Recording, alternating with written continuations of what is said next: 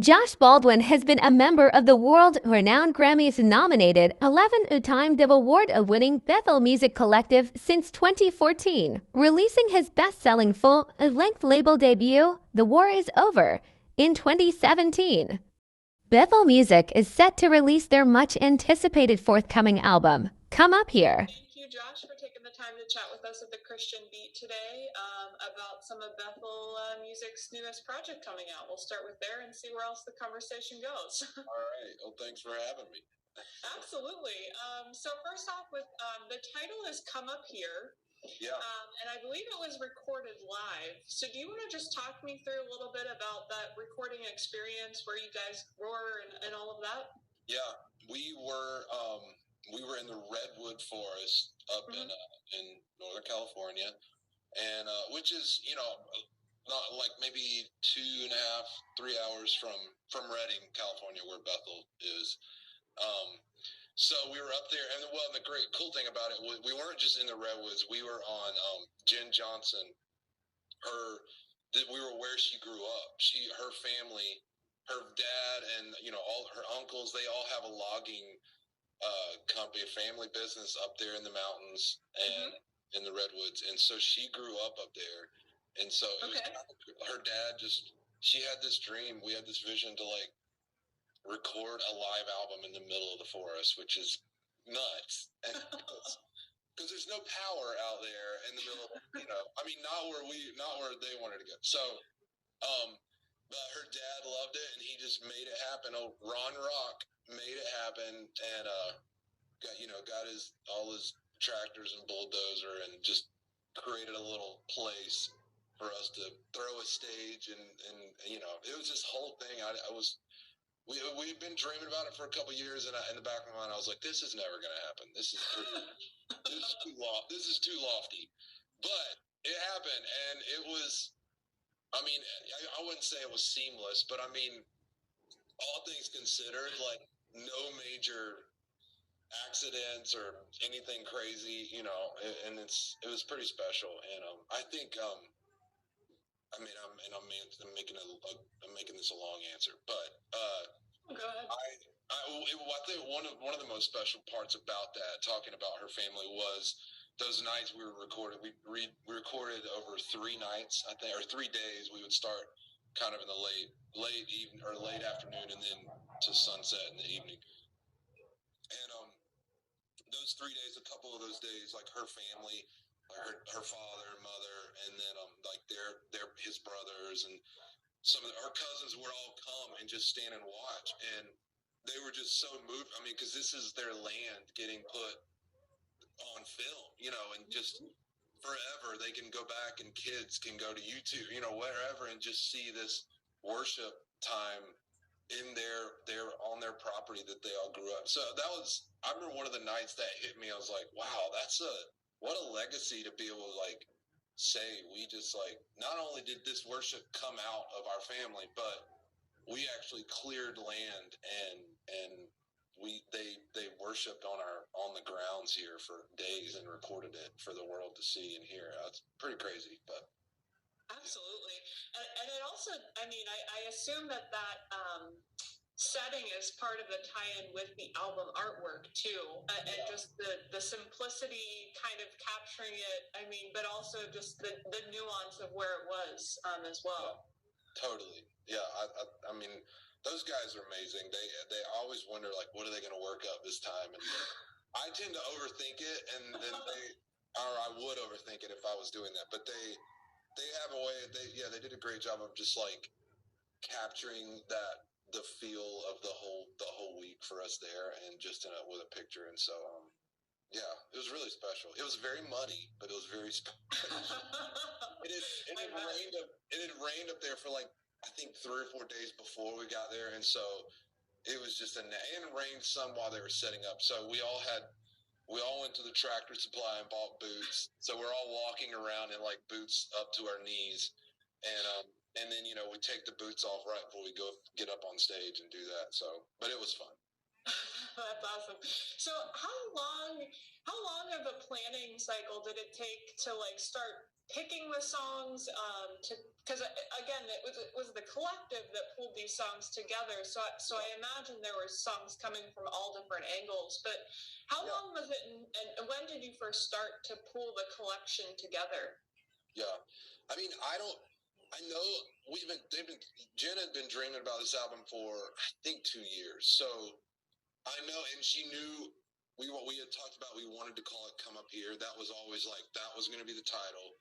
The goal was to like do it where we did, and so I know "Come Up Here," that song that it started from that. I think she had the title, and then she was like, "We need to write a song called "Come Up Here" to fit that." So I know like that song itself probably started around that time. I didn't write that, so she could speak to that more than me. But I think for a handful of those songs, it took. We had them out of the gate, like, okay, this one has to be on there, this one has to be on there. But there was a lot of them, I think, which this happens more than people probably think. There's a lot of the songs that make it, and it's kind of like not last minute, but towards the end, because you kind of think you have them all together, and then there's another one that comes, and it's like, no, that one actually, not that. And actually, with me, my song, I had written, knowing that we were going to do this like a year or a year and a half, I just started writing songs kind of, for that, and thinking of the theme of "Come Up Here," but also I started writing songs thinking about just the setting, like what would be awesome to sing surrounded by redwood trees, and I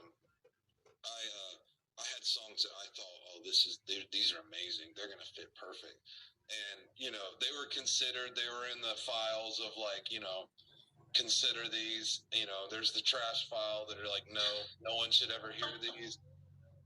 So I had some that were in there, but I don't know that Brian and Jen, or I don't know, I know Brian picks a lot of these. Brian has a great ear for these, so this and the songs for the compilation stuff, that's like near and dear to his heart, so he has a lot to say, as he should, and he's great at it. But Brian and some of the guys, they were listening through songs. Well, and I in the meantime, I had been writing other songs for my own project, and I even write a lot of stuff for friends of mine. And I had gone into a writing session with one of my friends, Mac Brock, a worship leader out of Charlotte, where I'm from. We've been good friends for years, and I wrote a song with him and another friend of ours for Mac, and I threw it in, it goes into all my pile of songs that go to Bethel Publishing and all that. Just this complicated thing that, no one cares to hear about. But so they, it's in this list of songs, and I don't know I think Brian got a hold of, I don't know who found it, but they were listening to it, and Brian was like, they were like, that's the song that has to go on this Come Up Here album. And they reached out to me, and I was like, well, that's supposed to be Mac's song. Imagine a world where there is constant flooding, a world where all food supplies are depleting, a world where breathing clean air is a luxury. That's the world our children will live in if the current climate issues remain unchecked. Globally, climate change is having a ripple effect, with growing challenges of natural disasters, water availability, food production, and adverse impact on people's livelihoods. As one of the fastest growing regions in the world, Southeast Asia is threatened by climate change, which is shaking its regional stability. By 2050, over 48 million people are at risk of flooding caused by high tides.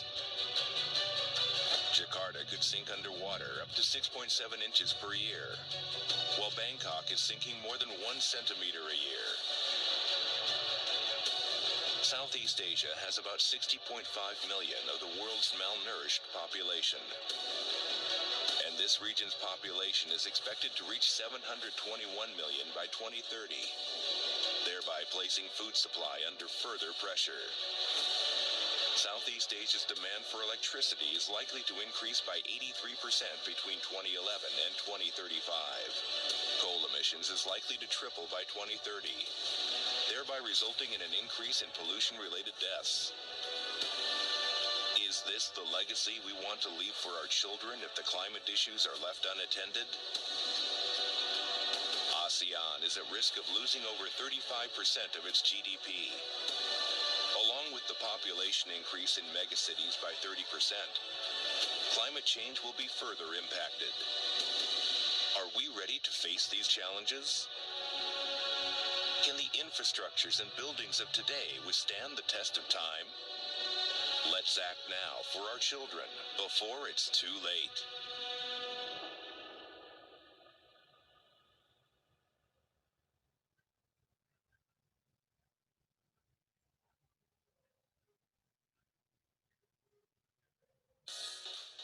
Palakihin ang negosyo sa TikTok Shop.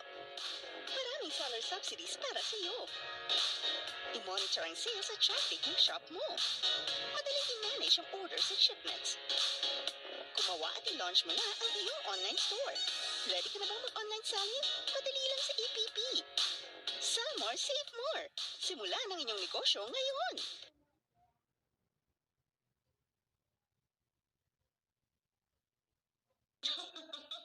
I mean, it's my song. I definitely wrote a lot of it, but like, you know, I'm like thinking in my head, because there's something even more freeing about writing for someone else, because I feel like I can just almost write whatever, and I'm like, well, I don't have to carry this. I'm just gonna give it, you know, not that I would say something crazy, but just, you know, there's a bit of freedom that comes from just writing something, knowing that somebody else is carrying it, and so I was like, I mean, let me talk to Mac. So I talked to Mac, and I was like, do you care if I record our song with Bethel Music? And he was like, of course I don't care. Please record our song. So the song that I have on there is called Time and Time Again, and it was supposed to be from Mac Brock's album, which maybe it still will be.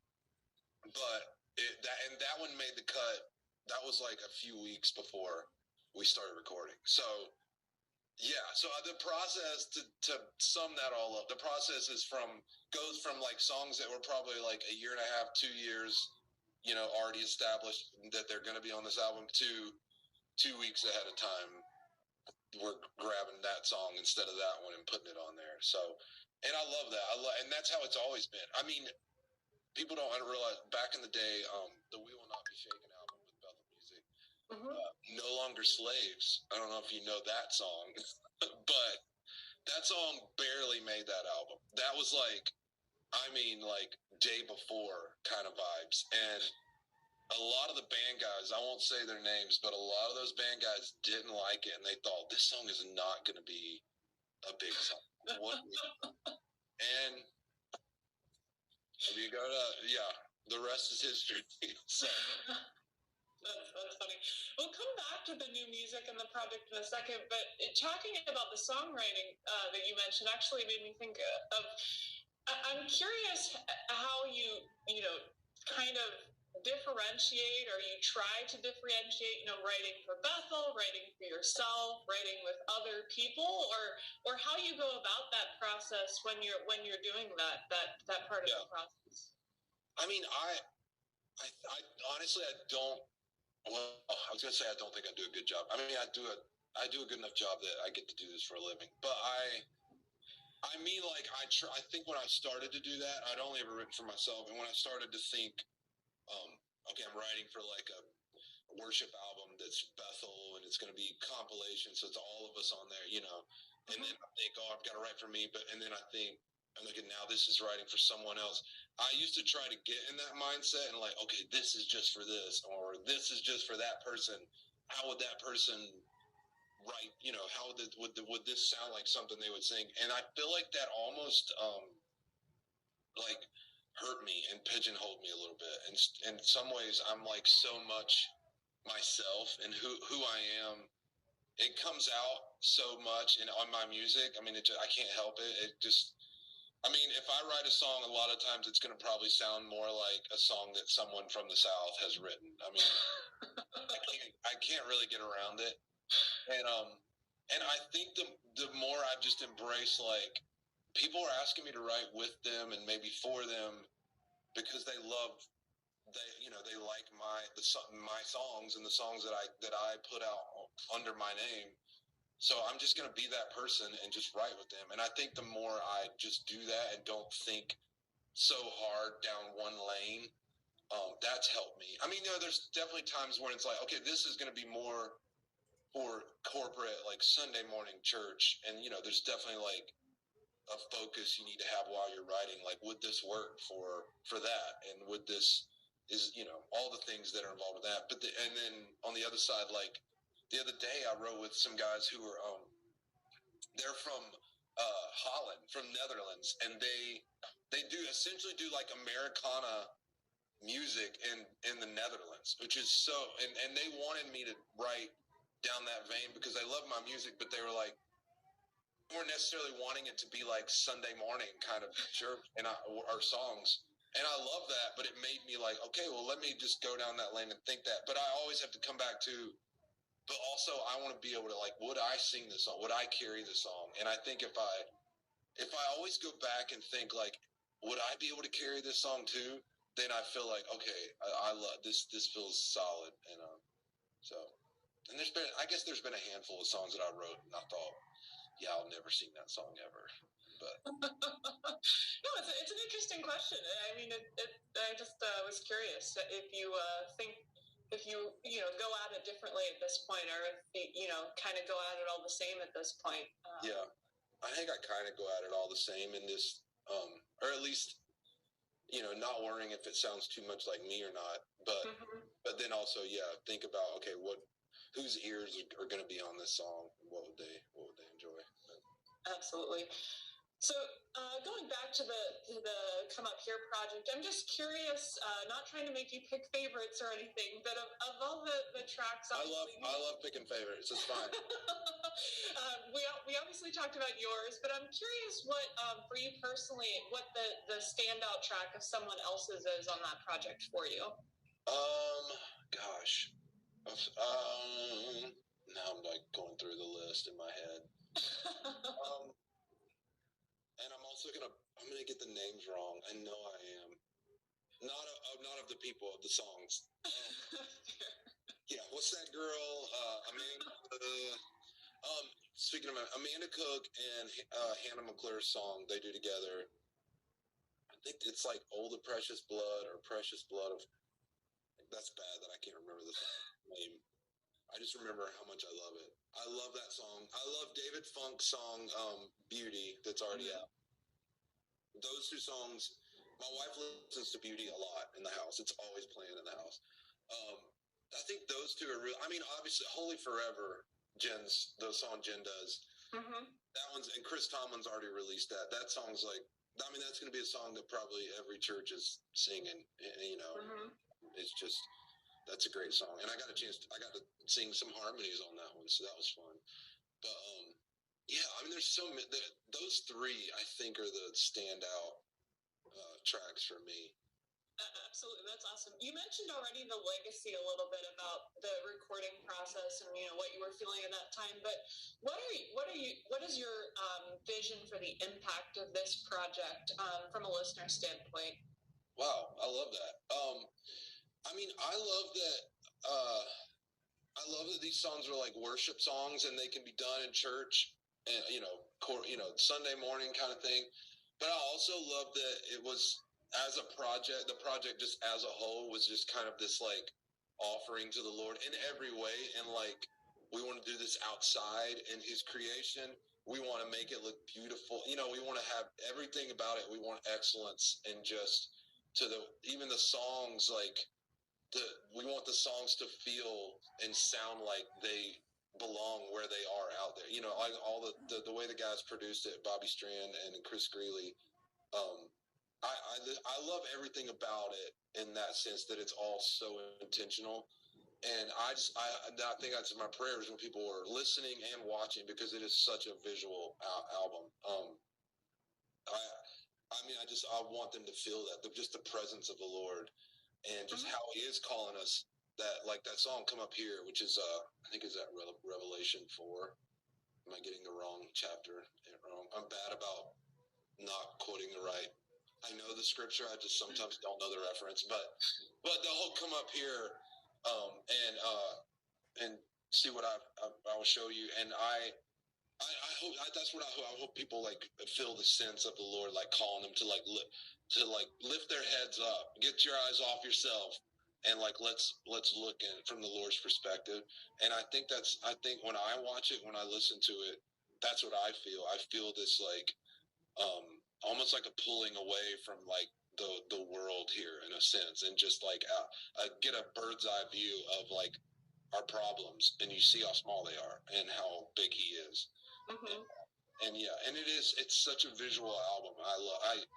And specifically, I think about that. When I think about that, I think I remember my wife. When for my song, time and time again, I sang. We had an idea. I sang in 2 different mics. I don't know if you've seen it or heard any of them. So for the first half of the song, I'm singing in this like really old mic, and it kind of sounds really old and cool, lo-fi. All the gear nerds and everything are geeked out. Like, what is he singing it? And then I switch over to like the good mic, and it's clear.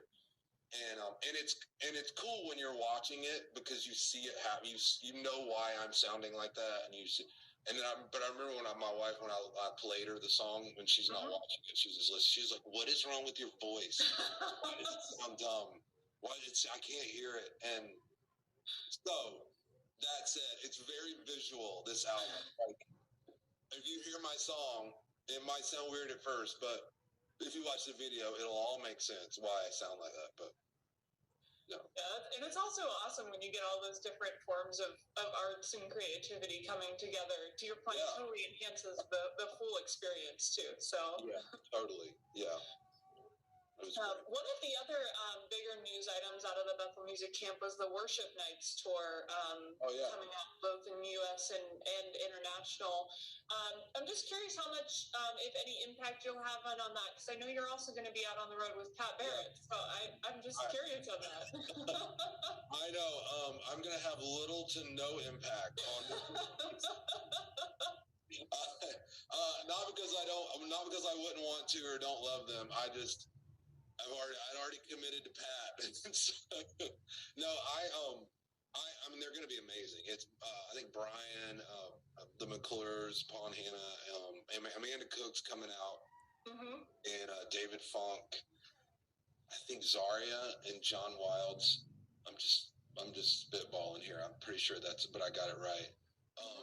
So they're going to be amazing. Honestly, they don't need me. They're fine. They're going to be fine. And as long as one of them does like maybe 1 or 2 of my songs, I'm fine. I was going to say, do you have any requests of which one's going to? I know. I'd love for Paul to sing time and time again. I'll text him, ask him. I don't want John or Zaria singing it or Amanda because they'll do it. They'll sound too amazing, and I won't want to sing it again. No, they're going to be amazing, and I know the guys are pumped. And then they're going out to Europe. I'm very jealous of that. I mean, I love America and I want to travel, but I'm already going to travel around America. But I'm very jealous that they get to go to Europe and they're doing it without me. But that's going to be amazing. But yeah, I'm going to be out with Pat Barrett, which, I mean, Pat's amazing. Pat's great, and he's a good friend of mine, and we play golf together. So it's going to be great. And it'll be fun acoustic nights, me and Pat. Kind of just like living room setting. We just gather around and share our songs and share some stories and then just worship together. And so those are like my favorite kind of nights, I think. I've been doing that. I was going to ask how much you were already in the planning and thinking and, putting those nights together with Pat and what that was going to look like. Yeah, we are. I mean, we've been talking about it and planning. I mean, it's just me and him and a buddy of ours plan with us. So, in a sense of like rehearsing and all that, there's not a lot, which is kind of awesome too. But I think also makes for each night to feel special and a little different because we definitely have like, a map of what we want the nights to look like. But I think because it is so much sharing and just like that living room vibe, it'll make each night just have its own, like maybe take different. And then if Pat's just going to do whatever in the moment he feels like is the thing that needs to happen. So they're going to be like they're going to be fun. There's going to be no lack of energy, even though it's acoustic. But, Absolutely. And I know we're running close on time, so I'll close with one final question for you so we don't go over. But we've obviously talked about a handful of exciting things that you have coming up for you. So I'm just curious, either professionally or personally, kind of what you're most expected for in this year as a whole. Oh, wow. Yeah, I mean, I'm doing a lot. Doing some traveling, which is great. I've got the tour with Pat and some other things that I'll be doing just on my own. And those are always exciting. But I also I'm pumped about. Even though I just released an album back in October, that's new and still fresh. I still have like more songs coming out this year, and that's not normal that you just can say that like in a year that I know like I'll have a lot. And so I'm really excited about that. I'm excited. I mean, I've got the song with Bethel Music on the Come Up Here album, and then I've got a song on Gateway's last worship album that I wrote with them, and another one coming out with them later this year, and a little acoustic EP that I'm gonna release in a couple months. A radio song every hour. So I mean, I have a lot of. I'm planning on releasing a lot of music this year, and so that really excites me, and a lot. And I think, and even the music is going to be even more like kind of there's acoustic stuff too in there, which is near and dear to my heart, and I don't get to always share. If people that know me and are around me a lot know that that's like my passion is just like me in an acoustic sitting down and just that's kind of it. But I actually get to release some of that music this year, so I'm pumped about that. That's awesome. I just wanted to thank you again, Josh, for taking the time to chat with us today. I really enjoyed getting to hear more behind the new music and what's coming up for you. Thank you. Thanks for having me. This was fun.